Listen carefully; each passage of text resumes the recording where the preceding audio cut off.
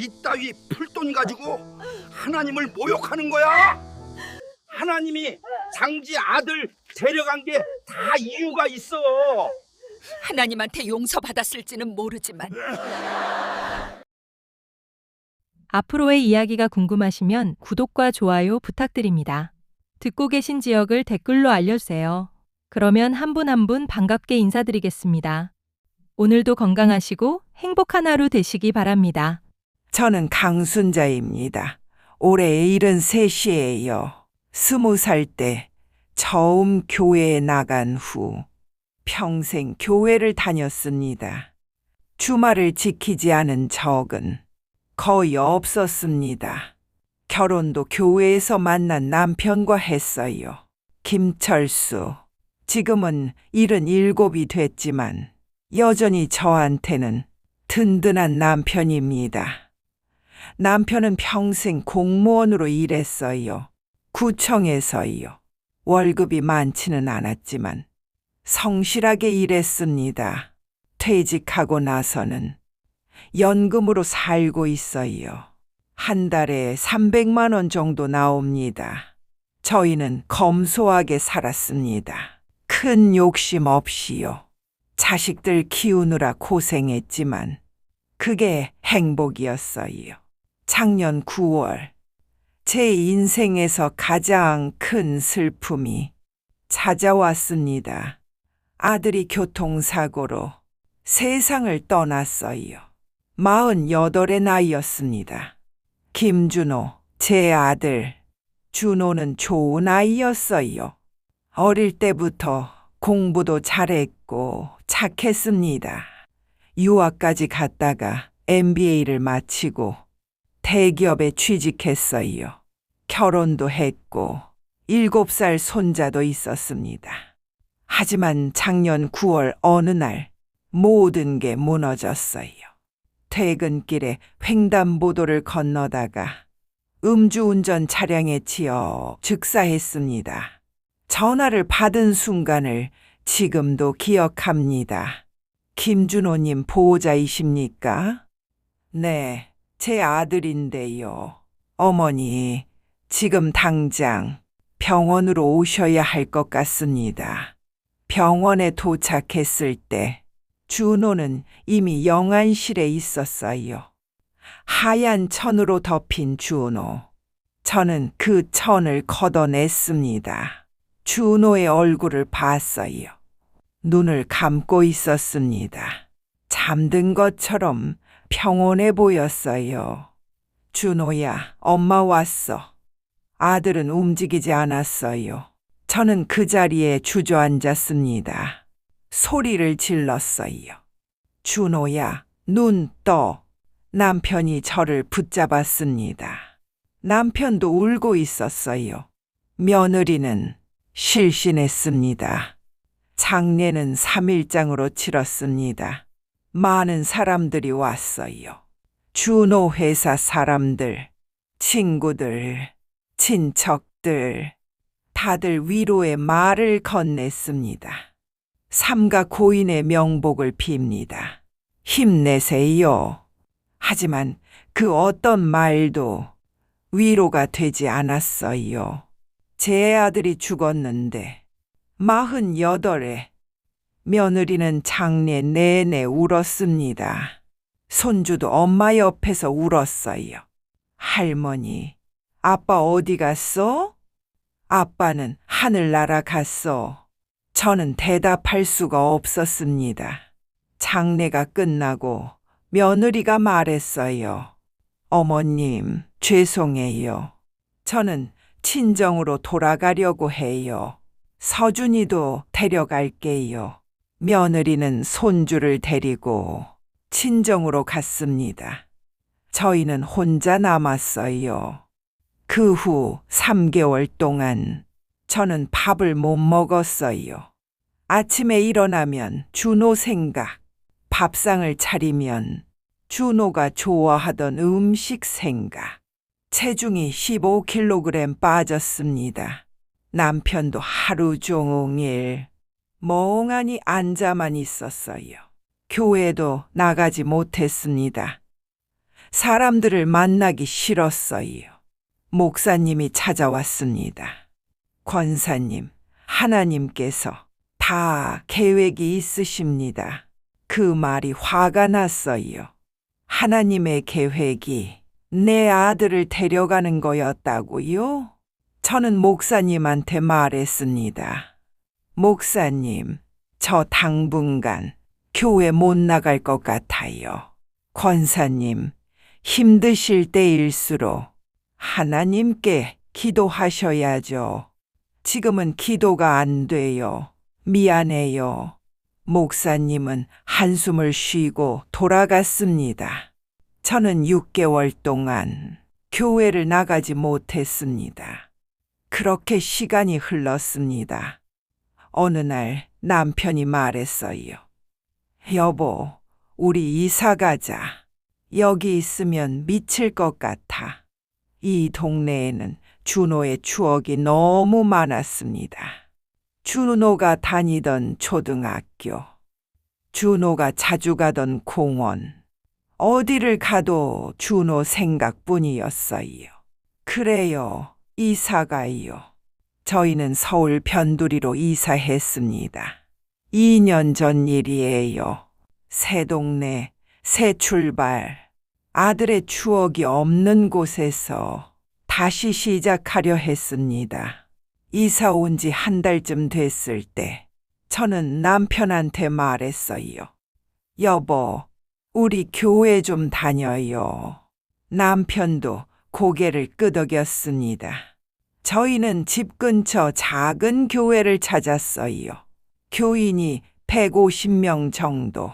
첫 주일에 나갔을 때 목사님이 반갑게 맞아주었습니다.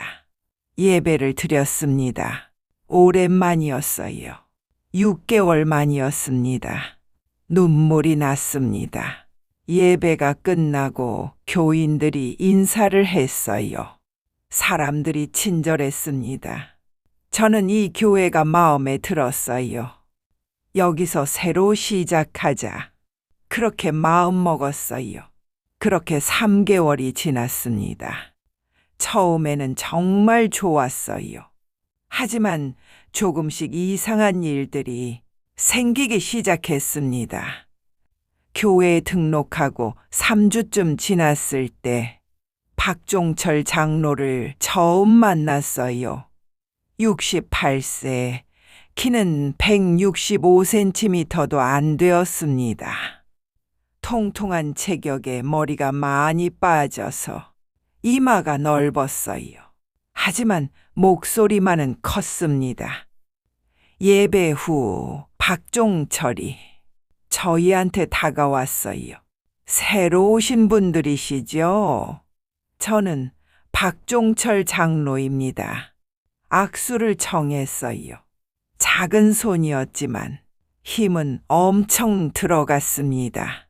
그 옆에 또 한 명이 있었습니다. 저는 백민호입니다. 요 앞에 카센터 합니다. 백민호가 명함을 건넸어요. 손에 금반지가 3개나 끼어 있었습니다. 박종철이 말했습니다. 백 사장님은 우리 교회 큰 후원자세요. 헌금도 제일 많이 하시고 환영합니다. 근데 어디 사세요? 박종철이 물었습니다. 땡땡 아파트요. 아, 거기? 좋은데 사시네. 평수가 어떻게 되세요? 갑자기 평수를 물어봤어요. 저는 당황했습니다. 좀 이상하네. 하지만 그냥 넘어갔습니다. 처음 몇 주는 괜찮았어요. 하지만 한 달쯤 지나자 분위기가 달라지기 시작했습니다. 박종철의 목소리가 점점 커졌어요. 백민호는 항상 박종철 옆에 붙어 다녔습니다. 뭔가 이상한데?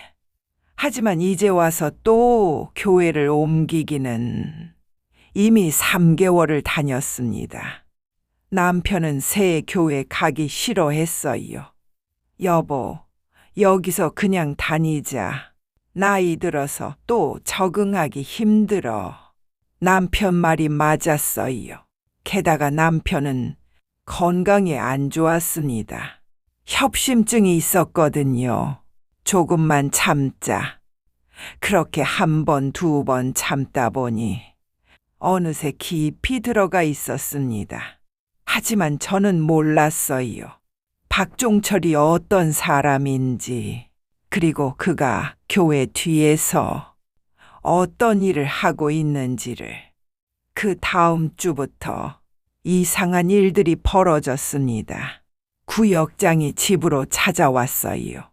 60대 여자 집사님이었습니다. 권사님, 헌금 얼마나 하세요? 제 형편껏 하는데요. 아니, 그게 얼마냐고요? 11조 하세요? 갑자기 헌금 액수를 물어봤어요. 저는 당황했습니다. 아니요, 저희는 정액으로 한 달에 20만 원이요. 구역장의 얼굴이 굳었어요. 20만 원? 연금 300 받으시면서? 저희가 아들 잃고 생활비도 빠듯하고 장로님이 일일이 확인하세요. 헌금 적게 내시는 분들은 그냥 좀 그러시더라고요. 구역장이 난처한 표정을 지었습니다. 권사님, 적어도 50은 하셔야 될 것 같아요. 50만 원이요? 저희는 연금 300만 원으로 생활하고 있었습니다. 집세만 해도 80만 원이었어요. 생활비, 병원비 다 빼면 남는 게 별로 없었습니다. 생각해 보겠습니다. 구역장은 고개를 끄덕이고 돌아갔어요. 며칠 후 백민호가 직접 집으로 찾아왔습니다. 강순자 권사님, 제가 들었는데 헌금 20만 원씩 하신다고요? 네, 그건 좀 그렇죠. 박 장로님도 걱정하시던데. 백민호가 소파에 앉으면서 말했어요. 저만 해도 한 달에 200은 해요. 하나님께 드리는 건데 200만 원이요? 제가 카센터 하면서 번 돈이잖아요. 하나님이 주신 거니까 당연히 많이 드려야죠. 백민호는 자랑스럽게 말했습니다. 권사님도 연금 받으시면 안정적이잖아요. 좀 더 올리시는 게 좋을 것 같아요. 생각해 보겠습니다. 백민호는 일어나면서 명함을 하나 더 건넸어요. 혹시 차 문제 있으시면 언제든 연락 주세요. 제가 요 앞에 카센터 하거든요. 문을 나가면서 한마디 더 했습니다. 참, 헌금일 잘 생각해 보세요. 박 장로님이 신경 쓰고 계세요. 협박처럼 들렸어요. 2주 후 남편한테 전화가 왔습니다. 김철수 집사님, 저 백민호인데요. 이번 주 토요일에 시간 되세요? 무슨 일이신데요? 집회 좀 나가셔야 될 것 같아서요. 우리 지역 국회의원 후보 지원 유세인데 박 장로님도 가시고 저도 갑니다. 정태수 보좌관님도 부탁하신 일이고요. 정태수? 처음 듣는 이름이었습니다. 저는 정치 활동 안 하는데요. 아니, 집사님, 우리 교회 사람들은 다 나간대. 혼자 빠지시면 곤란하죠. 정 보좌관님이 우리 교회 많이 도와주시잖아요. 박 장로님한테 제가 뭐라고 말씀드려야 되나요? 협박이었어요. 남편은 어쩔 수 없이 승낙했습니다. 알겠습니다. 토요일 오후 남편은 집회장에 나갔어요. 저녁 7시쯤 집에 돌아왔는데 얼굴이 창백했습니다. 여보, 무릎이 너무 아파. 남편은 소파에 주저앉았어요. 4시간 동안 서 있었어. 박 장로하고 백 사장이 맨 앞줄에 세우더라고. 카메라에 찍혀야 한대. 남편은 관절이 안 좋았습니다. 무릎이 퉁퉁 부어 있었어요. 저는 파스를 붙여주면서 눈물이 났습니다. 이게 뭐 하는 짓인가? 하지만 참았어요. 교회를 옮기기엔 이미 늦었다는 생각이 들었습니다. 3주 후 또 다른 문제가 생겼습니다. 어느 주일 박종철이 설교 시간에 끼어들었습니다. 목사님, 잠깐만요. 제가 한 말씀만 드리겠습니다. 목사님이 고개를 끄덕였어요. 네, 장로님. 여러분, 요즘 핸드폰 사기 피해가 많다고 합니다. 그래서 제가 딸한테 부탁해서 우리 교인들은 특별히 좋은 가격에 해드리기로 했어요. 엑셀동에 있는 민지폰 아시죠? 사람들이 고개를 끄덕였어요. 우리 교인들은 거기 가면 10% 할인해 드립니다. 핸드폰 바꾸실 분들은 꼭 거기로 가세요. 백민호가 거들었습니다. 맞습니다.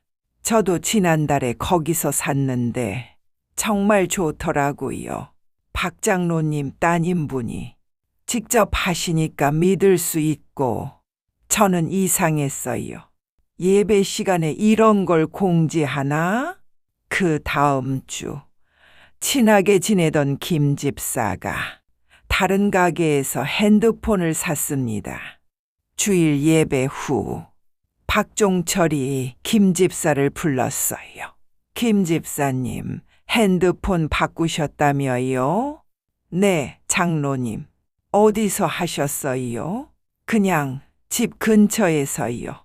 박종철의 표정이 굳었어요. 우리 교회 교인들은 우리끼리 도와야죠. 제가 분명히 말씀드렸는데 죄송합니다. 제가 깜빡했네요. 다음부터는 꼭 우리 딸한테 가세요. 알겠죠? 박종철의 목소리에 힘이 들어갔어요. 김 집사는 고개를 숙였습니다. 저는 그 광경을 보면서 소름이 돋았어요. 며칠 후 김 집사한테서 전화가 왔습니다. 권사님, 저 백 사장한테 전화 받았어요. 무슨 전화요? 핸드폰 다른 데서 샀다고. 우리 교회 일에 협조 안 한다고. 그래서요? 백 사장이 저번에 제가 사업 자금 필요하다고 했을 때 은행 지점장한테 얘기해서 대출 나오게 해줬대요. 그리고 제 아들 취직 문제도 정 보좌관님한테 부탁해서 면접 기회 만들어줬다고. 정 보좌관. 또 그 이름이 나왔습니다. 그런데 우리 교회 일에는 협조를 안 하니까 섭섭하대요. 앞으로는 도와드리기 어렵다고. 김 집사의 목소리가 떨렸어요. 권사님, 나는 어떡해요? 아들이 이번에 취직해야 하는데. 저는 할 말이 없었습니다. 또 다른 피해자도 있었어요. 박 권사였습니다. 남편이 식당을 했는데 보건소 위생 점검에서 문제가 생겼어요. 박 권사가 백민호에게 전화했습니다. 백 사장님, 죄송한데 정 보좌관님께 한 번만 부탁 좀. 박 권사님, 제가 듣기로는 권사님이 핸드폰을 민지폰에서 안 하시고 다른 데서 하셨다면서요. 그게 정 보좌관님은 바쁘신 분이세요. 우리끼리 협조도 안 하는 분을 위해서는 제가 부탁드리기 어렵습니다. 사장님, 제발 죄송합니다. 또 전화가 끊어졌습니다. 결국 박 권사는 민지폰에서 핸드폰을 샀어요. 시중가보다 15만 원 비쌌지만 어쩔 수 없었습니다. 박 권사가 저한테 하소연했어요. 권사님, 이게 교회 맞나 싶어요. 하지만 남편 식당 문제 해결해야 하니까 저는 고개를 끄덕였습니다. 박종철 딸의 핸드폰 가게는 원래 가격을 20% 올려놓고 10% 할인해 준다고 했어요. 결국 시중가보다 10에서 20만 원 비싸게 파는 거였습니다. 하지만 교인들은 어쩔 수 없이 샀어요.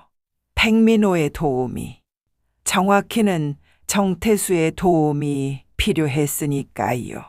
가장 충격적인 건 한 달에 한 번씩 있는 헌금 보고였습니다.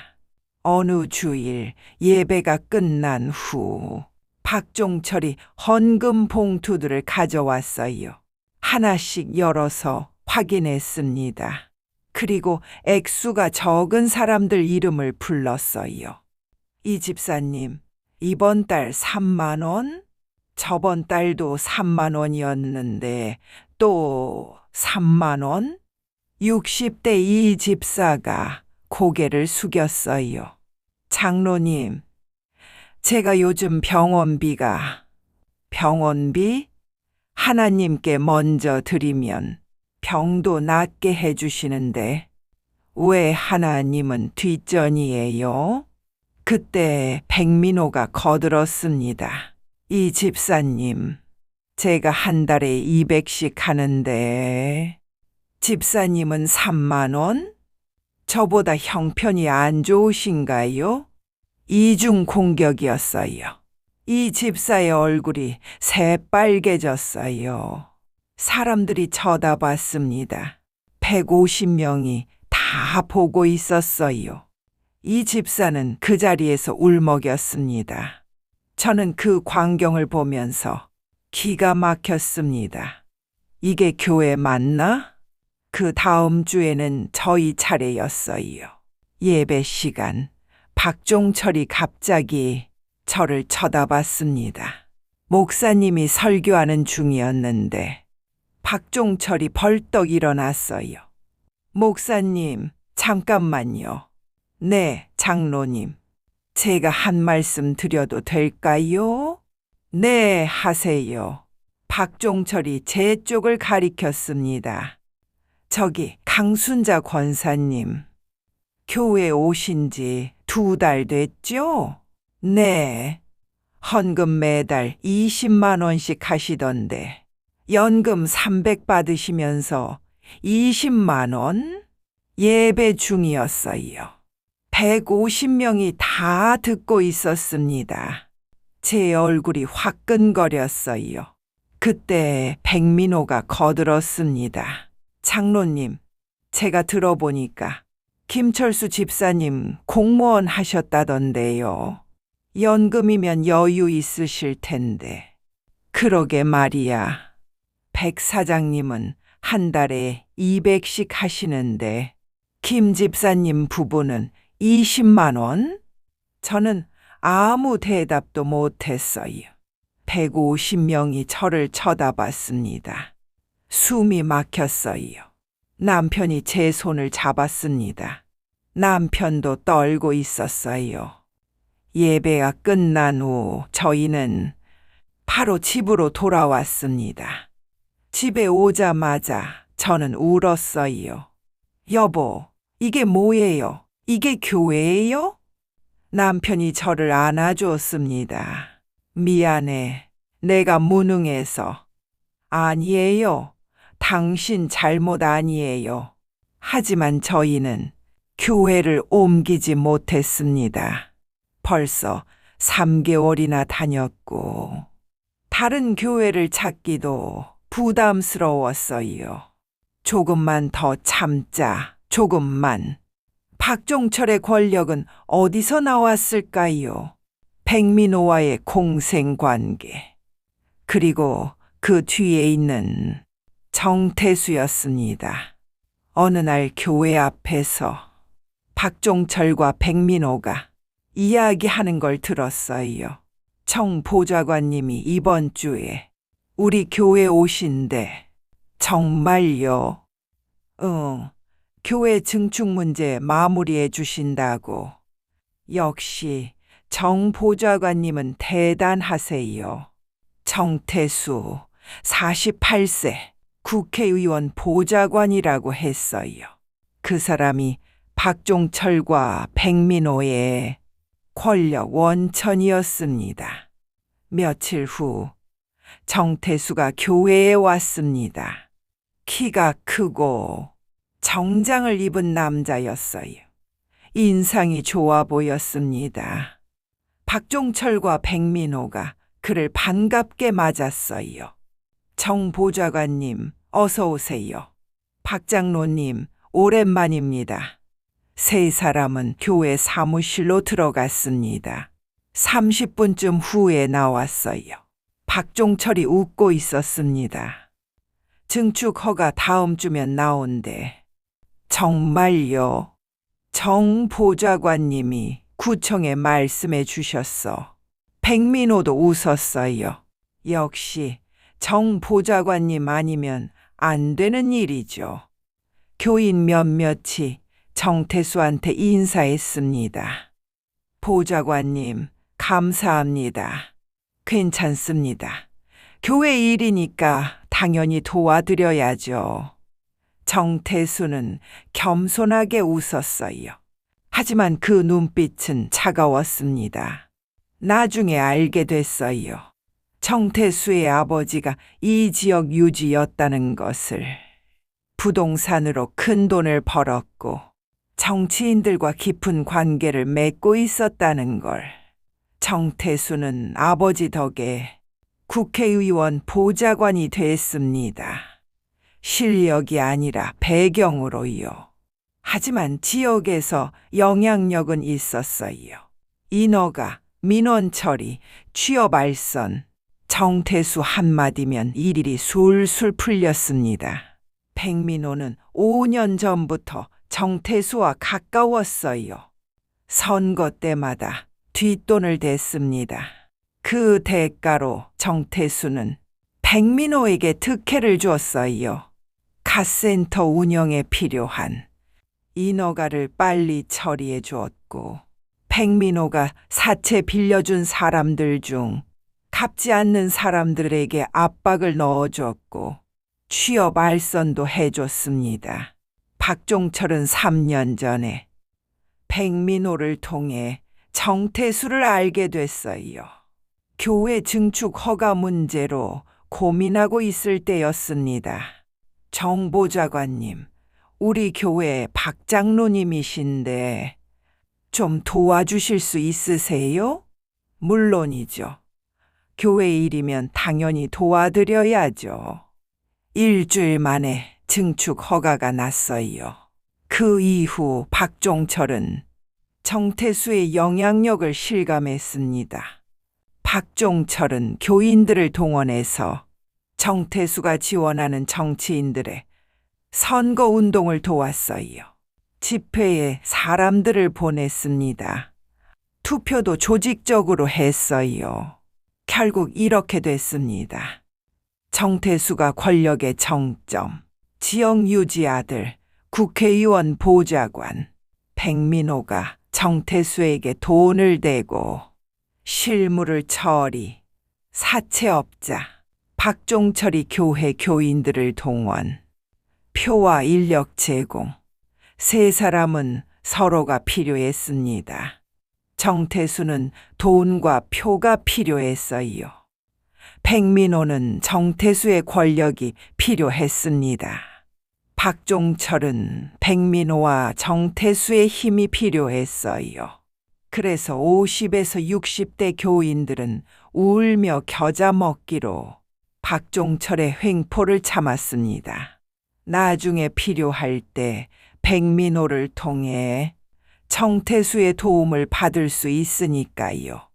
음식점 인허가 문제, 아들 취업 문제, 건축 민원 문제 교인들은 알고 있었어요.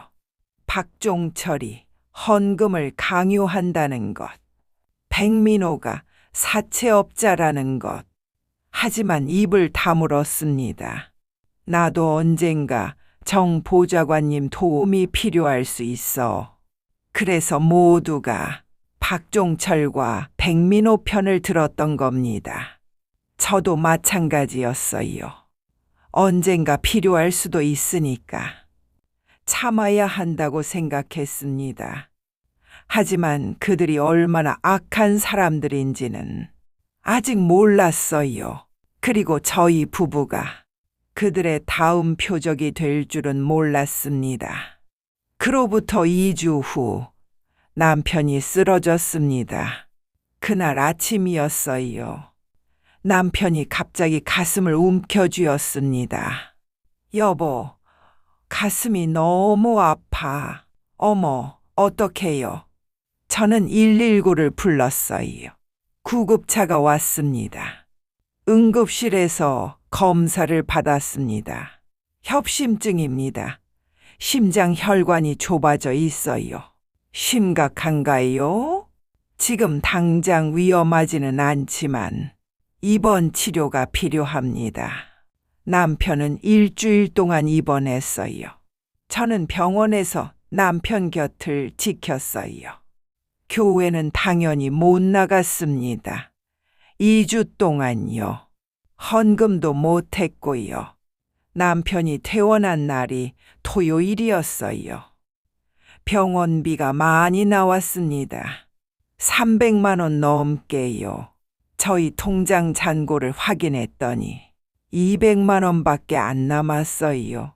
이번 달은 헌금을 좀 적게 해야겠다. 일요일 아침 저는 헌금 봉투를 준비했습니다. 5만 원을 넣었어요. 남편은 집에서 쉬었습니다. 아직 몸이 안 좋았거든요. 여보, 나는 집에서 쉴게. 당신만 다녀와. 알았어요. 푹 쉬세요. 주일 아침, 저는 혼자 교회에 나갔습니다. 남편의 건강을 위해서 간절히 기도를 드렸습니다. 헌금 시간이 됐습니다. 저는 봉투를 헌금함에 넣었어요. 5만 원이 든 봉투를요. 예배가 끝났습니다. 사람들이 교회 앞마당으로 나갔어요. 날씨가 좋았거든요. 50명 정도가 335 모여서 이야기하고 있었습니다. 저도 나가서 한 권사님과 이야기를 나누고 있었어요. 권사님, 남편분 요즘 어떠세요? 많이 좋아지셨어요. 감사합니다. 그때 박종철이 다가왔습니다. 백민호도 함께였어요. 강순자 권사님, 네, 장로님. 박종철의 손에 헌금 봉투가 들려 있었습니다. 제 이름이 적힌 봉투였어요. 심장이 쿵 내려앉았습니다. 권사님, 3주 동안 헌금 안 하시다가 오늘 5만 원 넣으셨죠? 주변 사람들이 쳐다봤어요. 네, 남편이 입원해서. 입원? 그럼 병원비는 있으면서 하나님께는 5만 원? 박종철의 목소리가 커졌습니다. 사람들이 하나둘 모여들었어요. 백민호가 거들었습니다. 권사님, 저도 얼마 전에 병원비 500만 원 나왔는데 헌금은 그대로 했어요. 하나님이 우선이니까. 정 보좌관님도 항상 말씀하시죠. 신앙심이 있어야 복을 받는다고. 이중 공격이었어요. 저는 아무 말도 못했습니다. 사람들이 저를 쳐다봤어요. 20명, 30명, 점점 늘어났습니다. 박종철이 제 헌금 봉투를 들어 올렸습니다. 그리고 찢었어요. 봉투가 찢어지는 소리가. 교회 마당에 올렸습니다. 5만 원권 지폐가 바닥에 떨어졌어요. 이딴 푼돈 가지고 하나님을 모욕하는 거야? 저는 숨이 막혔습니다. 주변 사람들이 헉 소리를 냈어요. 하지만 아무도 나서지 않았습니다. 박종철이 제 어깨를 밀쳤어요. 닥쳐! 헌금도 제대로 안 내는 주제에 무슨 낯짝으로 교회를 나와? 저는 비틀거렸습니다.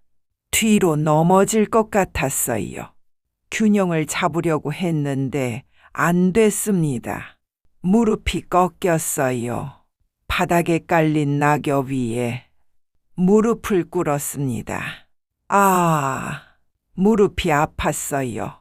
돌멩이가 무릎을 찔렀습니다. 주변 사람들이 더 모여들었어요. 73세 할머니가 교회 마당에서 무릎을 꿇고 있었습니다. 하지만 아무도 저를 일으켜주지 않았어요. 박종철이 저를 내려다봤습니다. 그리고 말했어요. 작년에 아들 잃었다며 교통사고로? 저는 고개를 번쩍 들었어요. 아들, 준호, 어떻게 알았을까? 구역장한테 들었어. 그래서 우울해서 헌금도 못 낸다고? 심장이 멈추는 것 같았습니다. 웃기지 마, 하나님이. 당신 아들 데려간 게 다 이유가 있어. 그 순간 눈물이 쏟아졌어요. 헌금도 제대로 안 내는 부모 밑에서 잘한 자식이 뭐가 되겠어. 하나님이 그래서 데려가신 거야. 알겠어? 저는 숨을 쉴 수가 없었어요. 가슴이 너무 아팠습니다. 준호, 내 아들이 헌금 적게 낸 죄로 죽었다고? 백민호가 거들었습니다. 그러게요. 하나님이 하시는 일인데 우리가 뭐라고 할 수 있겠어요. 두 사람이 함께 저를 짓밟았어요. 박종철은 멈추지 않았습니다. 남편도 마찬가지야. 공무원 했다며 연금 300 받으면서 헌금은 왜 이 모양이야? 백민호가 말했습니다. 저는 카센터로 버는 돈이 그것밖에 안 되는데도 200씩 해요. 김 집사님은 연금이면 안정적이잖아요. 그러게 말이야. 헌금을 제대로 해야 복을 받지. 안 그러면 하나님이 벌을 주시는 거야. 박종철이 바닥에 떨어진 5만 원을 주었습니다. 그리고 제 얼굴에 던졌어요. 지폐가 제 얼굴을 스쳤습니다. 이딴 돈 필요 없어. 가져가. 저는 바닥에 무릎 꿇은 채 울고 있었어요. 주변에 50명이 넘는 사람들이 있었습니다. 하지만 아무도 저를 일으켜주지 않았어요. 아무도 박종철을 말리지 않았습니다. 다들 고개를 숙이고 있었어요. 어떤 사람은 핸드폰을 보는 척했고 어떤 사람은 다른 곳을 쳐다봤어요. 심지어 몇몇은 수군거렸습니다. 저 권사님이 원래 헌금을 너무 적게 낸대. 그러게 공무원 연금 받으면서 20만 원밖에 안 낸다더라. 장로님도 답답하셔서 저러시는 거지. 백 사장님 말씀이 맞아. 하나님이 우선이지. 저를 비난하는 목소리들이었어요. 박종철의 권력이 무서웠습니다. 백민호와 정태수의 인맥이 필요했어요. 그래서 모두가 방관했습니다. 아니, 방관이 아니었어요. 박종철과 백민호 편이었습니다. 저는 겨우 일어났습니다. 무릎이 까졌어요. 피가 났습니다. 손으로 무릎을 짚고 일어났어요. 비틀거렸습니다. 주변 사람들이 쳐다만 봤어요. 아무도 도와주지 않았습니다. 저는 교회를 나왔습니다. 주차장으로 걸어갔어요. 눈물이 멈추지 않았습니다. 아들, 준호, 네가 헌금 때문에 죽었다고? 그게 말이 돼? 무릎에서 피가 흘러 치마에 묻었습니다. 저는 주차장에 도착했습니다. 그런데 누군가가 저를 불렀어요. 엄마. 돌아보니 딸 미선이 차에서 내리고 있었습니다. 엄마, 괜찮아요? 미선이 달려왔어요. 미선아, 너 왜? 반찬 갖다 드리고 엄마 모시러 왔어요. 근데 엄마, 무릎에서 피가. 미선이 제 무릎을 봤습니다. 엄마, 이게 어떻게 된 거예요? 저는 딸 품에 안겨서 울었습니다. 미안해, 미안해. 엄마가 이 모양이라서. 엄마, 무슨 일이에요? 누가 그랬어요? 박 장로님이 헌금이 적다고. 아빠 병원비 때문에 5만 원만 냈더니. 뭐라고요? 그리고 준호 얘기를. 준호가 헌금 안 낸 죄로 죽었다고. 미선의 얼굴이 굳었습니다. 엄마, 제가 다 봤어요. 뭐? 저 조금 전에 도착했어요. 주차장에서 다 봤어요. 그 머리 벗겨진 땅딸보가 엄마한테 하는 거. 미선이 핸드폰을 꺼냈습니다. 동영상 찍었어요. 5분짜리. 가까이 가서 저는 놀라서 딸을 쳐다봤어요. 헌금 봉투 찢는 것, 엄마 밀치는 것, 무릎 꿇게 만드는 것, 오빠 얘기하는 것, 돈 얼굴에 던지는 것, 다 찍혔어요. 소리도 다 들어갔어요. 미선의 목소리가 떨렸어요. 그리고 50명 넘는 사람들이 다 지켜보고 있었는데 아무도 엄마 편 안 들었어요. 다들 그 땅딸보 편이었어요. 심지어 엄마를 비난하는 소리도 들렸어요. 미선이 저를 차에 태웠습니다. 엄마, 집으로 가요. 아빠 계시죠? 응. 미선은 운전을 시작했어요. 차 안에서 저는 계속 울었습니다. 집에 도착했습니다. 남편이 놀라서 나왔어요. 여보, 무슨 일이야? 왜 무릎에서 피가? 아빠. 미선이 아버지한테 모든 걸 설명했어요. 그리고 동영상을 보여줬습니다. 남편은 동영상을 봤어요. 박종철이 헌금 봉투를 찢는 장면, 저를 밀치는 장면, 제가 무릎 꿇는 장면, 준호 얘기하는 장면, 돈을 제 얼굴에 던지는 장면, 그리고 50명이 넘는 사람들이 외면하는 장면, 아니, 박종철 편을 드는 장면. 남편의 얼굴이 굳었어요. 저 개자식들이. 남편이 벌떡 일어났습니다. 지금 당장 교회 가서 따져야 돼. 아빠, 안 돼요. 미선이 남편을 붙잡았어요. 그렇게 하면 오히려 엄마가 더 힘들어져요.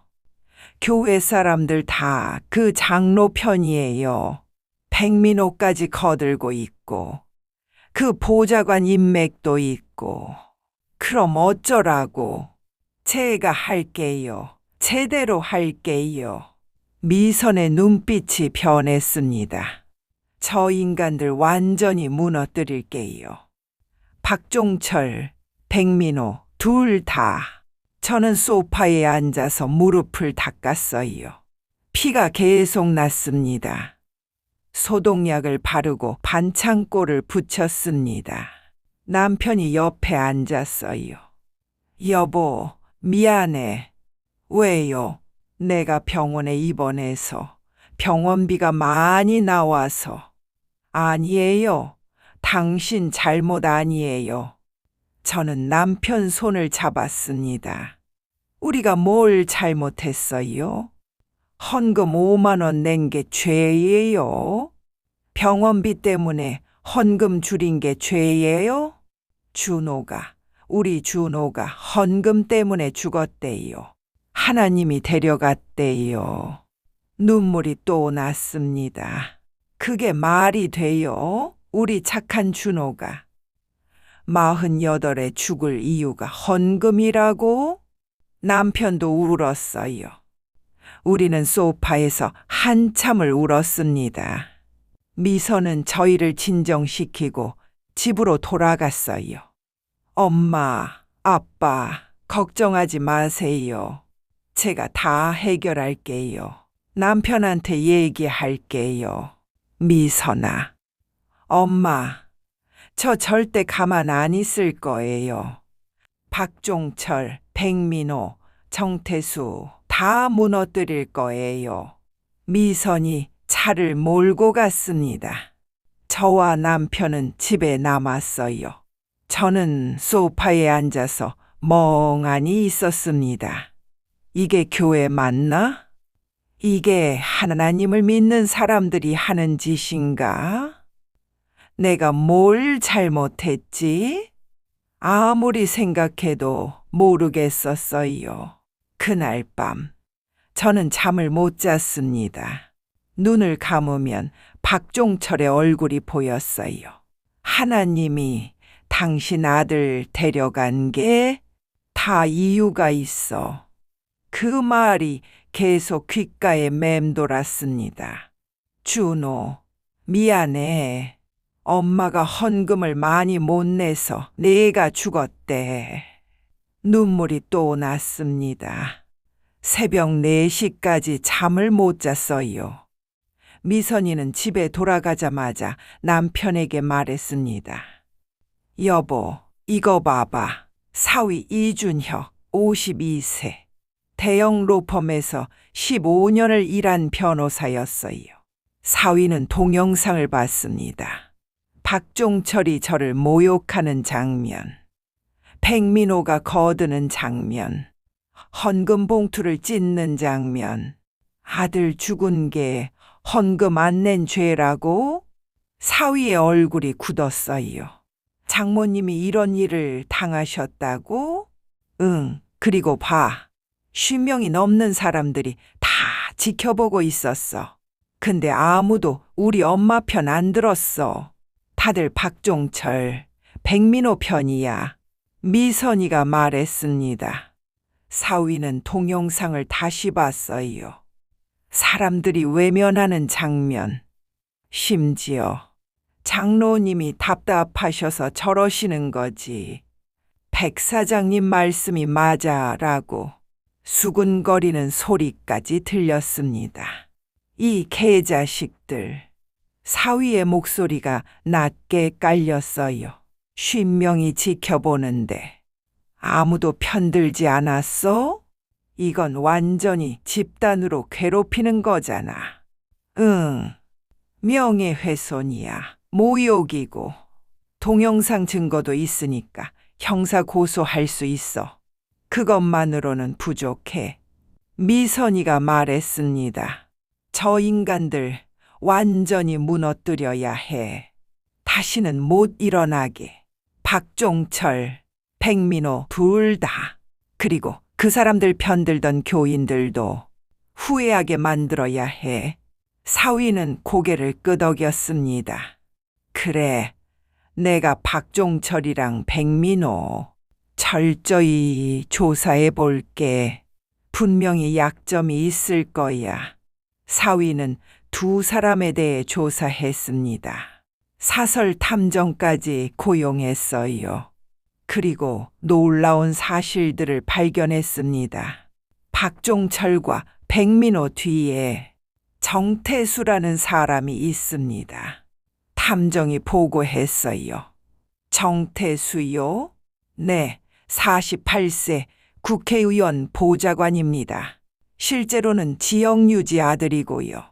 이 사람이 박종철과 백민호에게 각종 특혜를 주면서 권력을 유지하게 해줍니다. 사위는 서류를 봤습니다. 정태수, 48세, 국회의원 보좌관. 아버지가 지역 부동산 재벌. 인허가, 민원 처리, 취업 알선을 해준다. 박종철, 백민호와 5년째 유착관계. 이 사람을 무력화하면 박종철과 백민호는 자동으로 무너집니다. 사위는 미소를 지었습니다.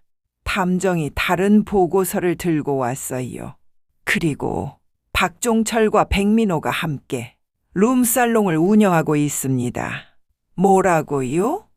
탐정이 보낸 사진에는 룸살롱 앞에서 고급 외제 승용차 옆에서 포즈를 취한 두 명의 모습이 찍혀 있었습니다.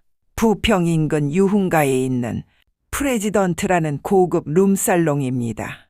5년 전부터 공동 소유자예요. 사위는 서류를 펼쳐봤습니다. 사업자 등록증, 공동대표로 박종철, 백민호 이름이 나란히 적혀 있었어요.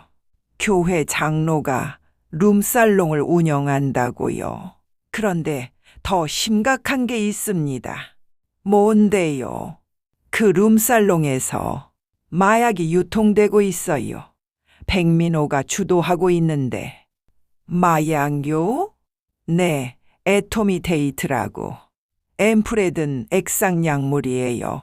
VIP 손님들에게 판매하고 있어요. 증거사진 여기 있습니다. 사위는 사진을 봤습니다. 백민호가 룸살롱에서 손님에게 무언가를 건네는 장면. 투명한 앰플. 박종철은 몰랐을 수도 있지만 법적으로는 공동 소유자니까 책임을 피할 수 없습니다. 사위는 미소를 지었습니다. 이거면 충분하네요. 아니, 이거면 완벽하네요. 사위는 아버지에게 전화했습니다. 아버지, 혹시 정태수라고 아세요? 국회의원 보좌관. 정태수? 아, 그 사람. 정 의원 집안 아들? 네, 맞습니다. 잘 알지. 그 집안이 원래 부동산으로 돈 벌었는데 아버지가 지역 유지야. 아들이 보좌관 하는 거. 다 아버지 빽이지. 실력은 없고 인맥으로 먹고 사는 놈이야. 사위의 심장이 뛰었습니다. 아버지, 그 사람이 정확히 어떤 일을 하는지 아세요? 지역에서 이것저것 손대지. 인허가, 민원, 취업알선, 건축허가 빨리 내주고 뒷돈 받고 사실상 지역 브로커야. 아버지 재력으로 정치인들한테 줄 대고 그런 사람이었군요. 왜? 무슨 일 있어? 그 사람이 제 장모님. 교회 장로들 뒤에 있어요. 장로들이 교인들한테 헌금 강요하고 협박하는데 다 그 사람 빽 믿고 하는 짓이에요. 사위는 상황을 설명했습니다.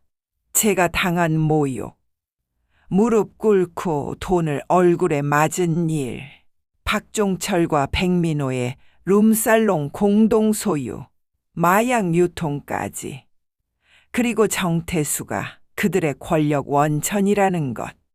바깥 사도는 잠시 침묵했습니다. 그리고 낮게 웃었어요. 재미있겠는데? 정태수 아버지, 나 잘 알아. 예전에 같이 사업한 적이 있거든.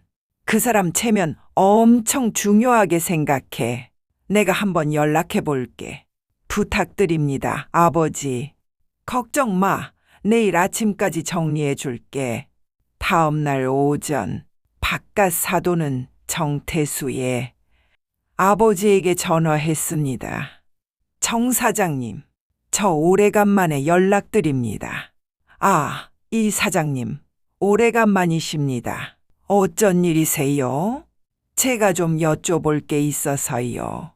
자제분 중에 국회의원 보좌관 하는 분 계시죠?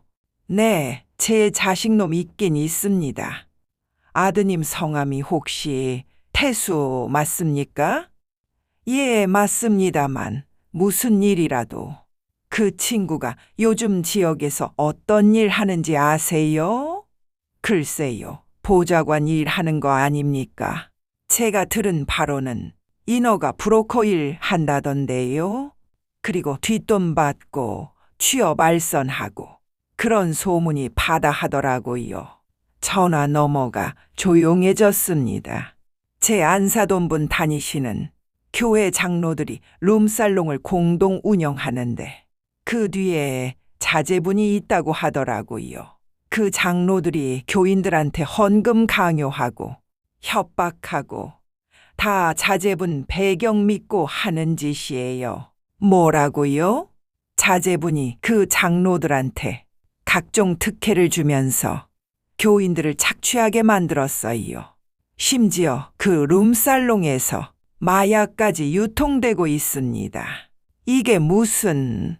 정 사장님, 이거 언론에 나가면 큰일 나는 거 아시죠? 국회의원 보좌관이 종교 사기와 마약 사건에 연루됐다고 나오면 정 사장님 체면이 어떻게 되겠습니까? 정태수 아버지의 목소리가 떨렸습니다. 자제분 단속 좀 하시죠. 제 말 무슨 뜻인지 아시겠죠? 알겠습니다. 제가 바로 처리하겠습니다. 또 그날 오후 정태수는 아버지한테 전화를 받았습니다. 야, 너 당장 집에 와. 왜요? 바쁜데. 당장 오라니까. 5분 안에 안 오면 내가 거기로 간다. 정태수는 아버지 목소리에 놀라서 급히 집에 갔어요. 아버지는 거실에서 기다리고 있었습니다. 표정이 심각했어요. 너 박종철, 백민호 아냐? 네, 알죠. 교회 장로하고. 그 새끼들이 룸살롱 운영하면서 마약까지 유통하는 거 알고 있었어? 정태수는 식은땀을 흘렸습니다. 저는 몰랐어요. 진짜로. 마약은 처음 듣는데요. 강남 서진 빌딩 이 사장 알지? 그 사람 안싸돈 되시는 분이 박종철한테 당했댄다. 교회에서 무릎 꿇고 돈 얼굴에 맞고 네 놈이 그 뒤에서 빽 대주고 있었다며? 저는 그냥 좀 도와준 것뿐이에요. 도와줬다고? 너 이 새끼야. 정 사장의 목소리가 커졌습니다. 어떻게 처신하고 다니길래 그런 놈들하고 엮이는 거야? 룸살롱의 마약? 네 놈이 거기 엮이면 너 하나 죽는 걸로 안 끝난다. 집안 전체가 망해. 알았냐? 아버지, 알았냐고. 네, 너 오늘 이 시간부로 그놈들 손절해. 당장. 오늘부터 박종철, 백민호 전화 받지 마. 도와달라고 해도 절대 안 돼. 네가 도와주면 내가 널 죽인다. 알았지? 정태수는 고개를 숙였습니다. 알겠습니다. 당장 나가. 꼴도 보기 싫다. 정태수는 비틀거리며 나왔습니다. 그날 저녁 백민호가 정태수에게 전화했습니다. 정 보좌관님, 요즘 인허가 건 하나 부탁드릴 게 있는데요. 죄송합니다. 지금은 어렵습니다. 예? 왜요? 제가 요즘 좀 바빠서요. 그래도 이번 건은 급한데. 백 사장님, 죄송하지만 앞으로 연락 주시지 마세요. 네? 무슨 소리예요? 또 전화가 끊어졌습니다. 백민호는 당황해서 다시 전화했지만 받지 않았어요. 박종철도 정태수에게 전화했습니다. 정태수는 전화를 받지 않았습니다. 문자를 보냈어요. 보좌관님, 무슨 일 있으세요? 연락 주세요. 답장이 왔습니다. 죄송합니다. 개인적인 사정으로 앞으로 도와드릴 수 없습니다. 연락하지 마세요. 다음 날 박종철과 백민호가 카센터 사무실에서 만났습니다. 백 사장, 정 보좌관이 연락을 안 받아 어제부터. 나도 그래. 전화했는데 끊어. 문자도 답장이 없고.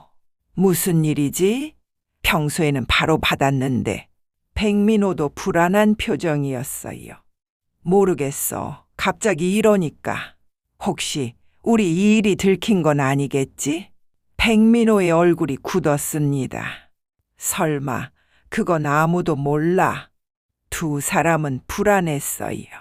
정태수가 없으면 그들의 권력은 무너졌습니다. 어떡하지? 정 보좌관 없으면 우리 일단 조용히 있자. 아마 좀 있으면 괜찮아질 거야. 하지만 그들은 몰랐습니다. 이미 모든 게 끝났다는 것을. 사위는 여기서 멈추지 않았습니다.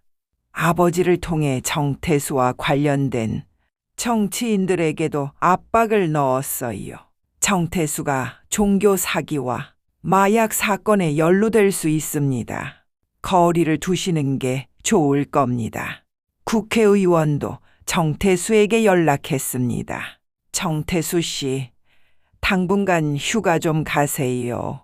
보좌관 일은 다른 사람이 대신할 테니. 의원님, 왜 갑자기? 말 많아지면 곤란합니다.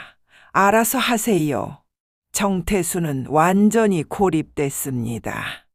아버지로부터의 경고, 국회의원 보좌관도 밀려나고, 박종철, 백민호와도 관계가 끊어지고 모든 게 무너졌어요. 그 다음 날 박종철과 백민호는 다시 만났습니다. 여전히 정태수한테 연락이 안 됐어요. 정 보좌관님이 갑자기 연락을 끊은 게 이상하지 않아? 그러게 3일째야. 무슨 일이 있는 것 같은데. 혹시 백 사장, 자네가 뭐 잘못한 거 아니야? 뭐? 무슨 소리야? 내가 뭘 잘못했어? 정 보좌관님이 자네한테 화가 나서 그런 거 아니야? 그건 나도 모르는데 왜 나한테 따지는 거야? 장로님이 교회에서 너무 나댄 거 아니야? 나대? 내가 뭘 나대? 지난주에 강 권사한테 그렇게까지 할 필요 있었어? 그게 문제가 된 거 아니야? 두 사람 사이에 금이 가기 시작했습니다. 사위의 작전은 성공하고 있었어요. 사위는 박종철과 백민호가 싸우는 동안 착착 증거를 모았습니다.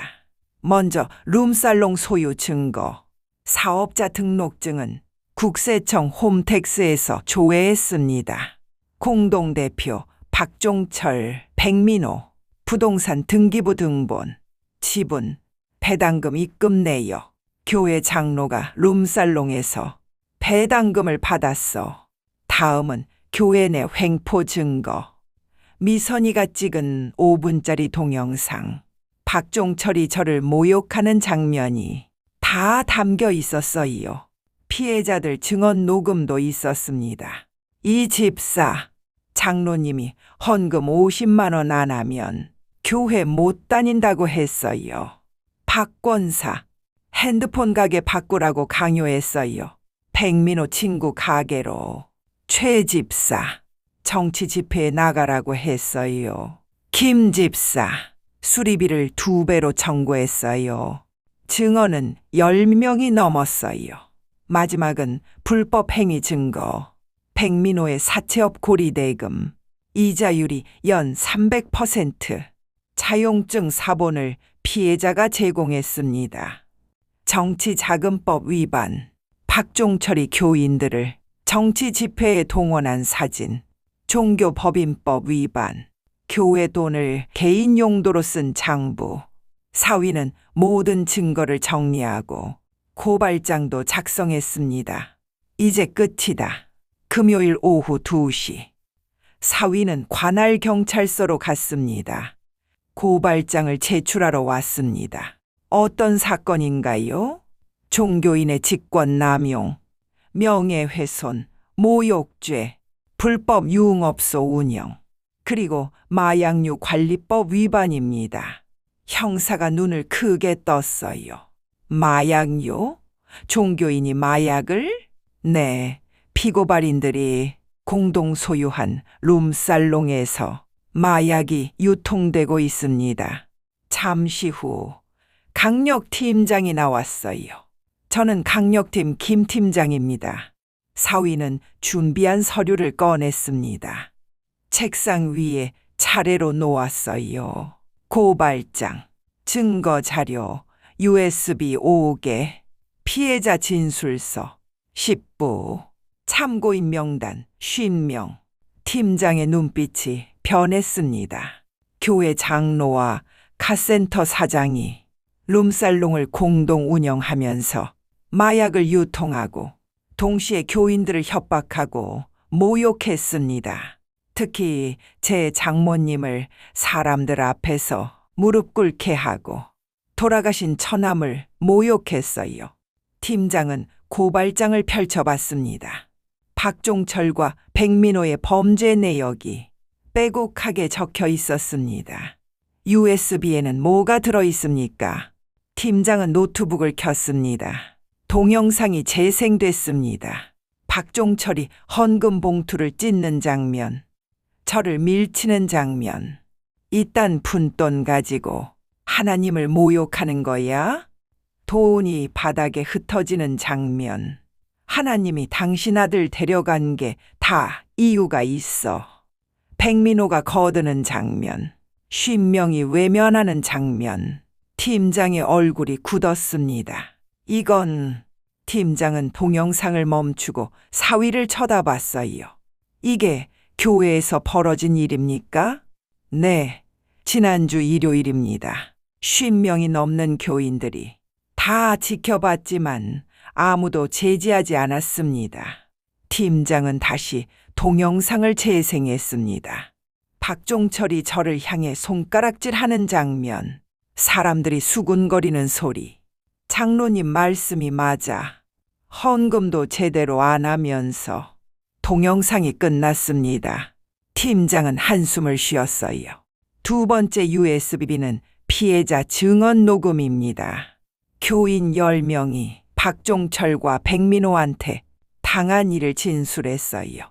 팀장은 하나를 재생했습니다. 장로님이 헌금 50만 원 안 하면 교회 못 다닌다고. 노인의 떨리는 목소리. 핸드폰 가게 바꾸라고 강요했어요. 안 바꾸면 교회에서 따돌린다고. 정치 집회에 나가라고. 안 나가면 장로님이 화내고 수리비를 2배로 300만 원이나. 팀장은 파일을 닫았습니다. 세 번째는 룸살롱 관련 서류입니다. 사업자 등록증, 등기부 등본, 배당금 입금 내역. 팀장이 파일을 열었어요. 사업자 등록증에 박종철과 백민호 이름이 나란히, 교회 장로가 룸살롱 공동대표라니. 팀장은 입금 내역을 봤습니다. 배당금이 매달 2사람 계좌로 입금된 기록. 네 번째는요, 마약 관련 음성입니다. 룸살롱 직원이 녹음한 겁니다. 팀장이 파일을 열었어요.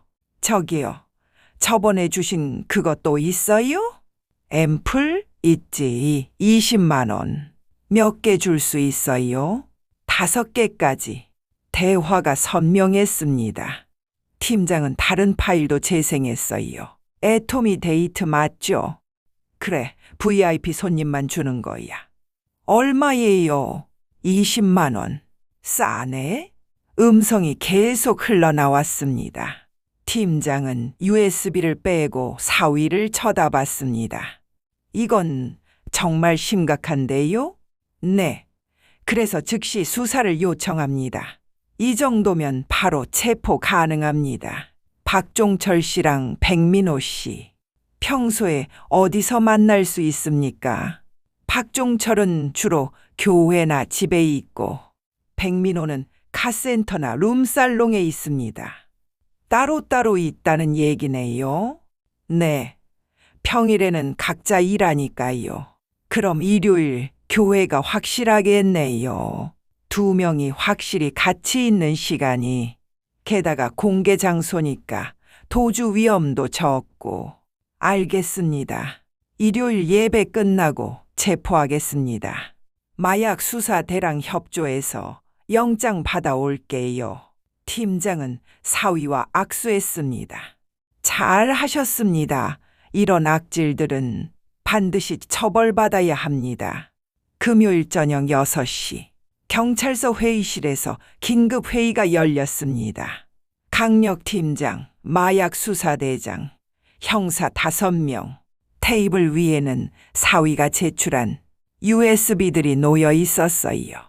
피고 발인은 박종철 68세, 교회 장로, 그리고 백민호 65세, 카센터 사장.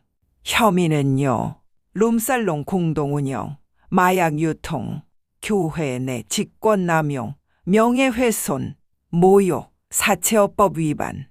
한 형사가 USB를 들어봤습니다. 동영상 봤습니다. 정말 교회에서 저런 일이 벌어졌다니. 다른 형사가 고개를 끄덕였어요. 피해자 증언도 들었어요. 10명이 넘는 교인들이 협박당하고 돈 뜯기고. 마약 수사 대장이 파일을 확인했습니다. 마약 음성 녹음 확실합니다. 애토미데이트 거래 대화가 여러 건 있어요. 증거가 확실하니까 영장 신청 가능하겠네요. 강력 팀장이 말했어요. 문제는 이겁니다. 이 사건 언론에 나가면 큰일 되겠는데요. 교회 장로가 룸살롱 운영에 마약까지.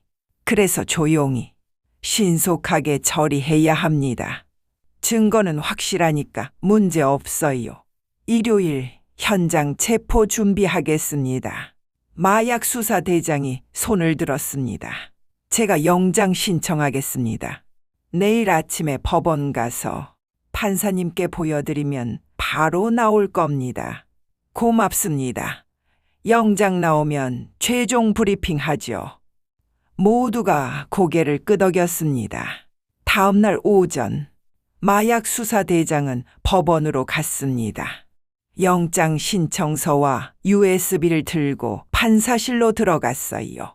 박종철과 백민호에 대한 체포영장을 신청합니다. 판사는 서류를 넘겨봤습니다. 혐의가 상당히 많네요. 마약, 명예훼손, 모욕, 사채업. 네, 주 혐의는 마약류 관리법 위반입니다. 룸살롱에서 애토미데이트를 유통했어요. 증거는요, USB에 다 들어 있습니다. 음성 녹음, 동영상, 서류. 판사는 USB를 노트북에 꽂았습니다. 먼저 마약 거래 음성을 들었어요. 앰플? 있지. 20만 원. 싸네. 판사의 표정이 굳었습니다. 다음은 동영상. 박종철이 노인을 모욕하는 장면. 하나님이 당신 아들 데려간 게 다 이유가 있어. 판사는 동영상을 끝까지 봤어요. 이게 교회에서 벌어진 일입니까? 네, 지난주 일요일입니다. 판사는 한숨을 쉬었습니다. 이 정도면 충분하네요. 영장 발부하겠습니다. 도장이 찍혔습니다. 박종철에 대한 체포영장, 마약류 관리법 위반, 명예훼손, 모욕죄, 백민호에 대한 체포영장, 마약류 관리법 위반, 사채업법 위반, 교회 및 룸살롱 압수수색 영장. 토요일 오후 경찰서에서 최종 브리핑이 있었습니다. 영장 나왔습니다. 마약 수사 대장이 영장을 보여줬어요. 내일 오전 9시 30분 교회 주변에 잠복합니다. 10시 30분 예배 끝나면 박종철과 백민호 확인 즉시 체포. 주의사항. 교인들 많으니까 조심해야 합니다. 특히 노인분들 다치지 않게. 알겠습니다. 모든 준비가 끝났습니다. 일요일 아침, 딸 미선이 집에 왔습니다. 엄마, 아빠, 오늘 교회 같이 갈게요. 응? 왜, 내 교회는? 오늘은 엄마 교회에서 예배 드릴게요. 끝장을 볼 거예요. 엄마가 직접 복수하셔야 해요. 무슨 소리니? 제가 다 준비했어요. 오늘 박종철 장로가 경찰한테 체포될 거예요. 마약 사건으로요. 그 전에 엄마가 한 대 때려주세요. 저는 숨이 멈췄어요. 내가 때린다고? 마약? 네, 엄마가 지난주에 당한 걸 똑같이 돌려주는 거예요. 저는 떨렸습니다. 73년을 살면서 누구를 때린 적이 한 번도 없었어요. 하지만 이번만큼은 그래, 가야지, 돌려줘야지. 저와 남편, 그리고 딸은 함께 교회에 갔습니다. 사람들이 저희를 쳐다봤어요. 수근거리는 소리가 들렸습니다. 저 권사님 또 왔네. 그 망신을 당하고 뻔뻔하긴. 저는 신경 쓰지 않았어요. 예배가 시작됐습니다. 박종철은 맨 앞자리에 앉아 있었어요. 백민호는 그 옆에 평소처럼 큰 소리로 찬양을 불렀습니다. 할렐루야. 저는 그들을 쳐다봤습니다. 저 사람들이 곧 무너질 거라는 걸 알았어요. 예배가 끝났습니다. 사람들이 교회 앞마당으로 나갔어요. 박종철과 백민호도 나갔습니다. 저는 남편과 함께 밖으로 나갔어요. 박종철이 저를 봤습니다. 오, 강순자 권사님, 오늘도 오셨네요.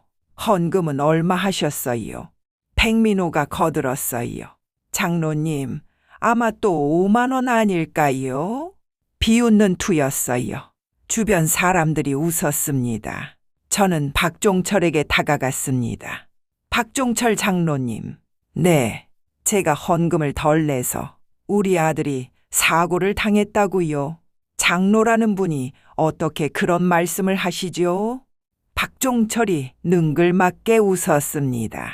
권사님, 제가 그 말하고 나서 아이고, 내가 큰 죄를 지었구나 싶었지요.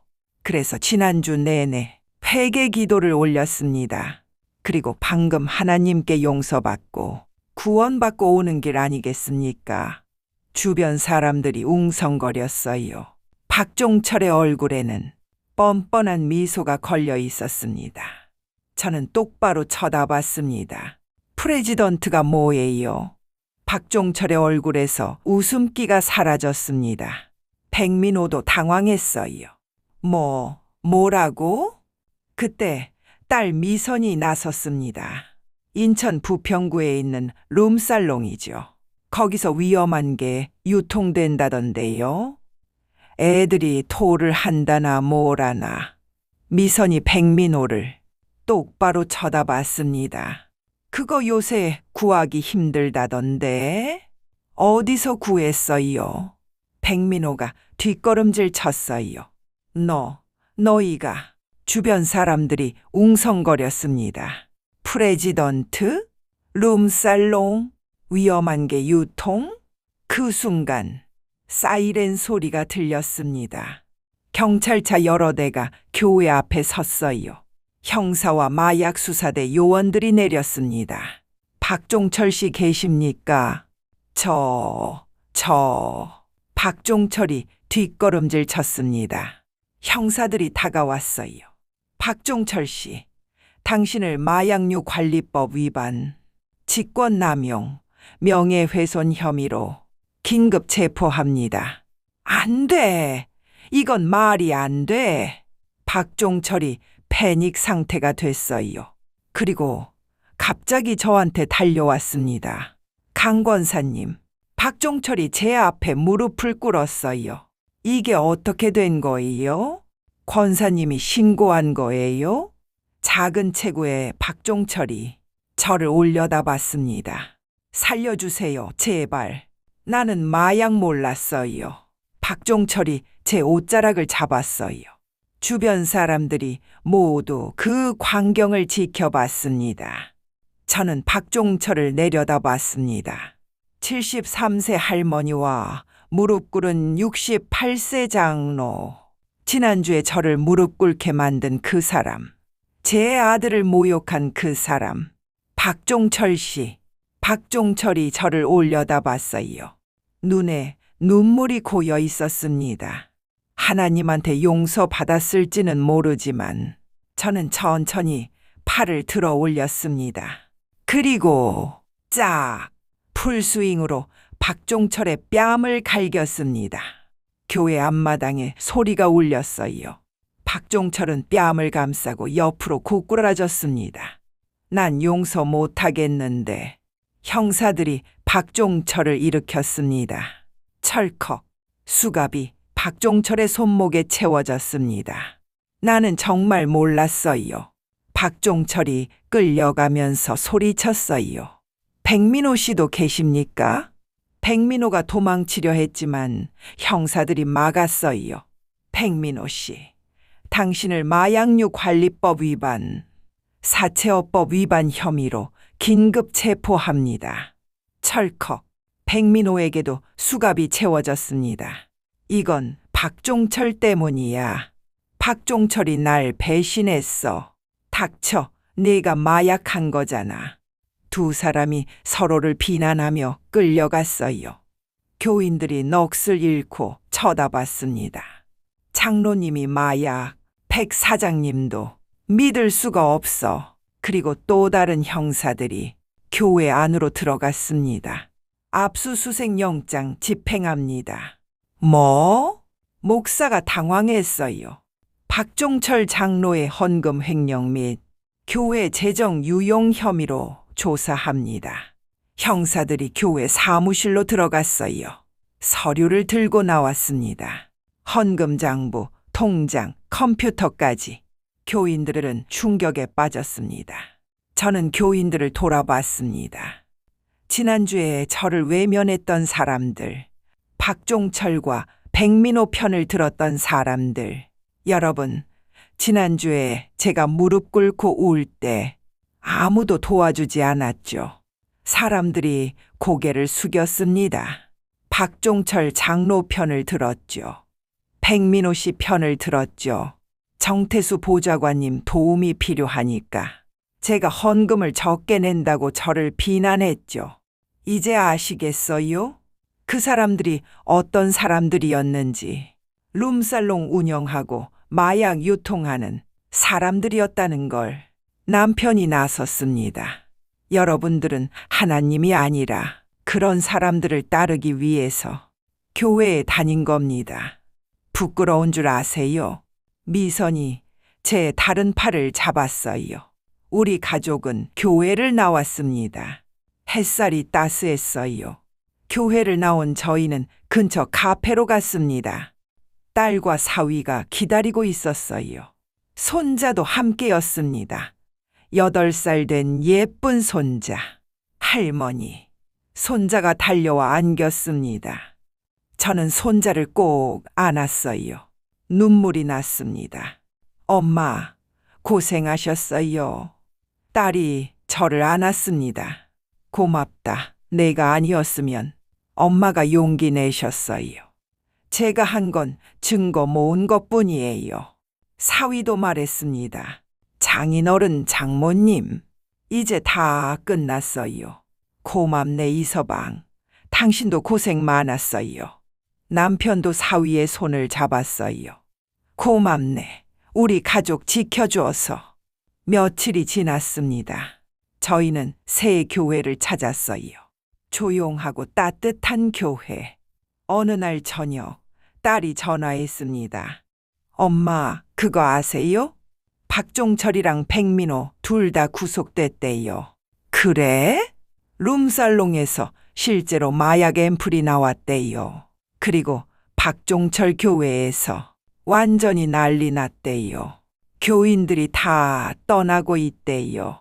그래, 백민호는 더 심각해요. 카센터도 문 닫았고 사채업 혐의로 피해자들이 집단 고소했대요. 저는 복잡한 심정이었습니다. 통쾌하기도 했지만 한편으로는 허전했어요. 엄마, 후회 안 하시죠? 아니, 잘하란 것 같아. 누군가는 막아야 했으니까. 2달이 지났습니다. 박종철과 백민호의 재판이 열렸어요. 사위가 연락했습니다. 장모님, 판결 났어요. 어떻게? 박종철은 징역 3년 실형, 백민호는 징역 5년 실형. 실형이라고? 네, 마약 혐의가 결정적이었어요. 그리고 룸살롱은 폐업 명령 났고 교회는 종교법인 취소 검토 중이래요. 저는 한숨을 쉬었습니다. 죄 없는 사람들도 피해를 입었구나. 하지만 어쩔 수 없었습니다. 박종철과 백민호가 뿌린 씨앗이니까요. 6개월이 지났습니다. 저희는 새 교회에서 평온하게 지냈어요. 헌금을 강요하는 사람도 없었고 정치 집회에 끌려가지도 않았습니다. 무엇보다 사람들이 저를 존중해 줬어요. 어느 주일 예배 후 한 권사님이 다가왔습니다. 강 권사님, 저희 집에서 저녁 같이 하실래요? 아니에요, 괜찮아요. 아니에요, 꼭 오세요. 권사님 이야기 듣고 싶어요. 저는 웃었습니다. 사람들이 저를 진짜 존중하는 게 느껴졌어요. 헌금 때문이 아니라, 권력 때문이 아니라, 한 사람의 인간으로서. 그날 저녁, 딸이 전화했습니다. 엄마, 오늘 저녁 우리 집에서 먹어요. 아빠랑 같이 오세요. 남편과 저는 딸 집으로 갔습니다. 문을 열자 손자가 달려왔어요. 할머니, 할아버지, 손자를 안았습니다. 따뜻했어요. 식탁에는 음식이 가득했습니다. 자, 앉으세요. 아빠 좋아하시는 북어찜 했어요. 우리 5 식구가 식탁에 둘러앉았습니다. 남편, 저, 딸, 사위, 손자. 할머니, 저 오늘 학교에서 칭찬받았어요. 손자가 신나게 이야기했어요. 정말? 우리 손자 대단하네. 웃음소리가 가득했습니다. 저는 그 순간 깨달았어요. 이게 진짜 행복이구나. 헌금 액수로 판단하는 교회가 아니라, 권력으로 사람을 짓밟는 곳이 아니라, 가족과 함께 웃으며 밥 먹는 이 순간. 여보, 괜찮아? 남편이 제 손을 잡았어요. 응, 이제 괜찮아. 정말 괜찮아. 식사 중에 사위가 말했습니다. 참, 장모님, 정태수 보좌관 아세요? 응, 그 사람은 보좌관직에서 물러났어요. 아버지 눈밖에 나고 국회의원한테도 밀려났고 지금은 완전히 지역에서 손 떼고 조용히 지낸대요. 그래. 그리고 예전에 박종철, 백민호 편들던 교인들 지금 완전 후회하고 있대요. 다 지난 일이야. 저는 고개를 저었습니다. 엄마, 앞으로 어떻게 살고 싶으세요? 딸이 물었습니다. 그냥 평범하게 교회 다니고 손주 보고 여행도 좀 다니고 좋은 생각이에요. 근데 한 가지는 배웠어. 뭐요? 착하게만 살면 안 된다는 거. 부당한 일에는 맞서야 한다는 거. 모두가 고개를 끄덕였습니다. 73년을 참고만 살았는데 이제는 아니야. 당당하게 살 거야. 남편이 제 손을 꽉 잡았습니다. 맞아. 우리 이제 당당하게 살자. 창밖으로 해가 지고 있었어요.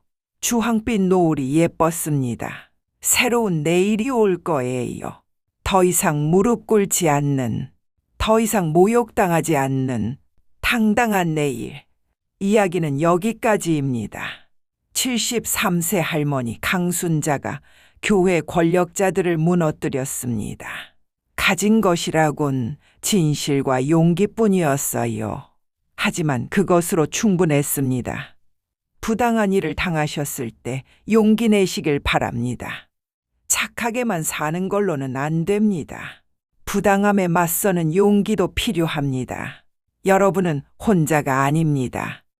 오늘도 건강하시고 행복한 하루 되세요. 구독과 좋아요는 영상 제작에 큰 힘이 됩니다.